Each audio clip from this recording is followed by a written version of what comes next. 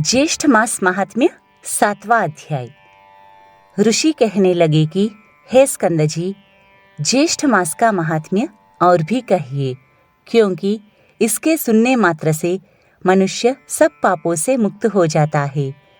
तब स्कंद जी कहने लगे कि इस मास में उपवास करने से भगवान विष्णु अत्यंत प्रसन्न होते हैं, इसलिए इस मास में उपवास व्रत को करना चाहिए, क्योंकि मासोपवास व्रत 1,00,000 उपवास के समान होता है।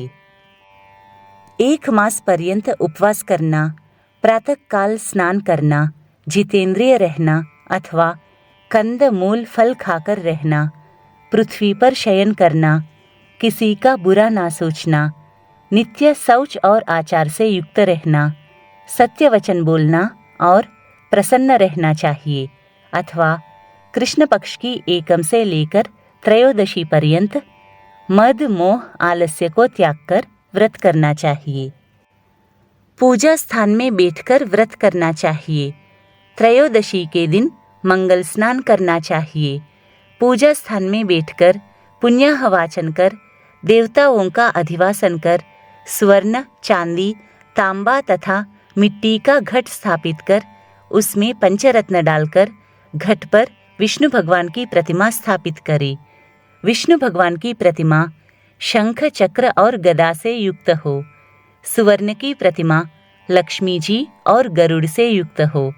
अपने गृह सूत्र के अनुसार प्रथम ब्रह्मादि मंडल देवता की स्थापना करे।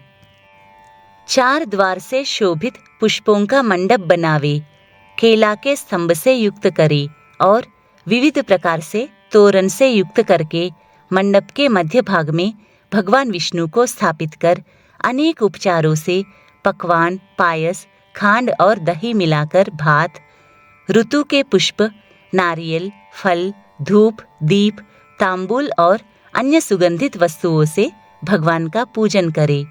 रात्रि को पुराणों की कथा श्रवण करे, जागरण करे और हरि के भक्तों से कीर्तन कराए। गीत वाद्य से आधी रात तक समय व्यतीत करे। प्रातः काल होने पर नदी में स्नान करे।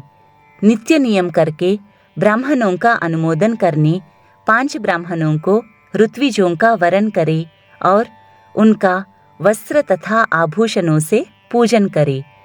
कुंड या वेदी में अग्नि स्थापन करे, विधि पूर्वक हवन करे और पुरुष सूक्त के मंत्रों से 16 आहुतियां देवे। शर्करा, घृत, तिल और खीर की 108 आहुति विष्णोर्नुकेति मंत्र से देवे। पश्चात पूर्णाहुति से शेष हवन को समाप्त करे। ऋषियों को गौदान करे, छाता और जूता का दान करे तथा इस प्रकार के जो दान है वह भी देवे और अपनी शक्ति के अनुसार ब्राह्मण भोजन करावे तथा दक्षिणा देकर प्रसन्न करे। 2 वस्त्र से भूषित जो विष्णु की प्रतिमा है वह अपने गुरु को यह मंत्र पढ़कर देवे, हे केशव भगवान, आप इस प्रतिमा को ग्रहण करें। देने और लेने वाले दोनों का उद्धार करता केशव भगवान है, ऐसे केशव भगवान को नमस्कार है। यह मंत्र पढ़कर दक्षिणा सहित भगवान विष्णु की प्रतिमा कुटुंबी और श्रोती श्रेष्ठ ब्राह्मण को देकर व्रत का पारणा करे। जो मनुष्य जगती तल में इस दुर्लभ व्रत को करते हैं, वे शोक और मोह से छूटकर अवश्य ही मनवांछित फल प्राप्त करते हैं। इस व्रत को 13 वर्ष पर्यंत करके व्रत के संपूर्ण सिद्धि के लिए अति दुर्लभ उद्यापन करे।